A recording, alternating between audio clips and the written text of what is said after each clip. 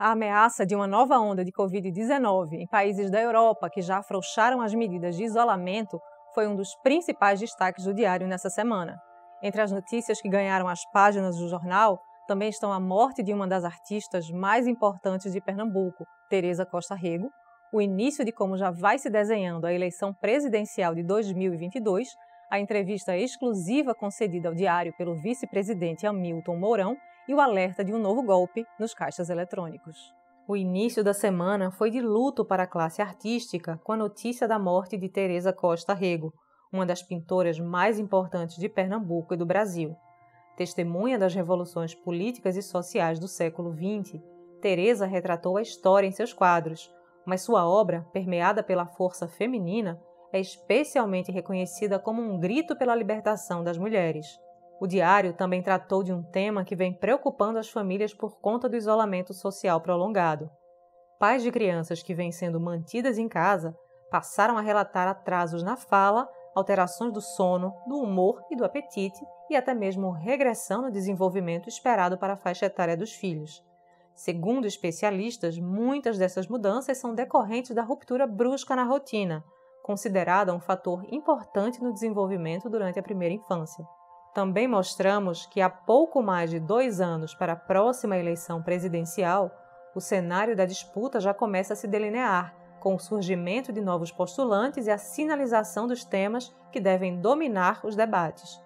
Entre os que já se colocam no páreo estão o ex-ministro da Saúde, Luiz Henrique Mandetta, que deixou o governo após divergências com Bolsonaro, que segue defendendo a hidroxicloroquina no tratamento da Covid-19 e contesta a necessidade do isolamento social.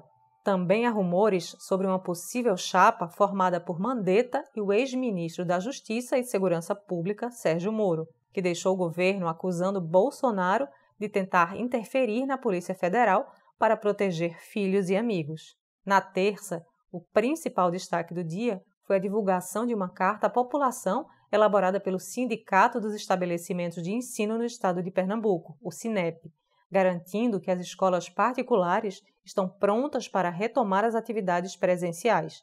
As aulas estão suspensas desde o dia 18 de março por conta da pandemia do novo coronavírus e a retomada das atividades presenciais ainda depende da autorização do governo do estado e deve ser feita de forma escalonada e com a adoção de vários protocolos de higiene. Outra matéria do dia também mostrou que, mesmo com a autorização de ampliar a capacidade de atendimento, o comércio de rua no centro do Recife ainda vive dias de incerteza. No bairro de São José, apesar de muita gente circulando nas ruas, o movimento ainda não é o mesmo de antes da pandemia e as lojas tentam lidar com a instabilidade nas vendas. Também noticiamos que a vacina contra o novo coronavírus, produzida por um laboratório chinês em parceria com o Instituto Butantan e atualmente em testes no Brasil, já pode estar disponível para a população a partir de janeiro de 2021.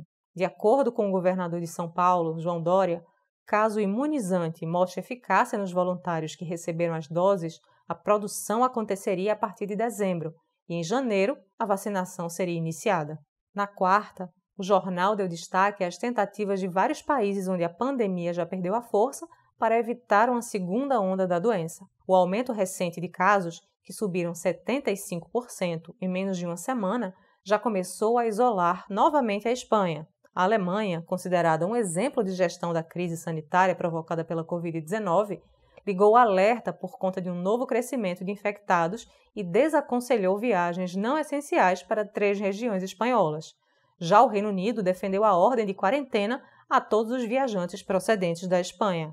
No noticiário local, o Diário trouxe o plano de retorno das aulas em instituições de ensino superior pernambucanas. Os reitores da UPE, da UFPE, da UFRPE e da Unicap detalharam a retomada das atividades de forma remota. Única a manter as atividades do semestre por meio de aulas virtuais, a Unicap está estudando oferecer a alunos das 3 universidades públicas a oportunidade de cursarem um período completo de forma remota na instituição, mas a viabilidade da proposta ainda será analisada. Já na quinta, o principal destaque da capa ficou com a entrevista concedida pelo vice-presidente Hamilton Mourão ao Diário. O general fez críticas à justiça e afirmou que o judiciário vem sendo utilizado por partidos políticos que perderam eleições ou não conseguiram êxitos em suas votações dentro do Congresso. Ele defendeu que a Justiça passou a atuar como uma linha auxiliar da política e citou as constantes tensões do governo Bolsonaro com o STF. Trouxemos também a informação de que a Operação Lei Seca em Pernambuco retomou as atividades para coibir a embriaguez ao volante. Para que as abordagens ocorram de forma segura, os agentes que atuam nos pontos de bloqueio passarão a seguir novos protocolos e usar equipamentos de proteção, especialmente no momento do teste do bafômetro. O jornal também divulgou um alerta à população feito pela Polícia Federal com relação a um novo golpe nos caixas eletrônicos. Na nova modalidade de crime, o estelionatário insere um pequeno dispositivo eletrônico chamado anzol na entrada de cartões do equipamento e consegue copiar todos os dados. Com a ajuda de uma microcâmera instalada na parte superior do terminal, eles captam o momento de digitação da senha e, de posse das informações, confeccionam cartões falsos e fazem saques nas contas das vítimas. Nesta sexta, uma das principais notícias foi a operação deflagrada pela Polícia Federal, que cumpriu 10 mandados de busca e apreensão, sendo 4 deles na sede da Assembleia Legislativa de Pernambuco. O trabalho da polícia foi resultado de uma ordem judicial emitida pela Justiça Federal e faz parte da Operação Coffee Break, um desdobramento da Operação Casa de Papel, deflagrada no mês passado. De acordo com os indícios coletados na investigação, empresas controladas por uma organização criminosa vêm sendo beneficiadas há tempos com contratações milionárias que causaram prejuízos aos cofres públicos de quase 40 milhões de reais, feitas pela Assembleia Legislativa. Outra notícia de destaque foi o anúncio feito pelo governo do estado, prorrogando até o dia 15 de agosto o decreto que suspende as aulas presenciais em escolas públicas e particulares de Pernambuco por conta da crise sanitária do coronavírus.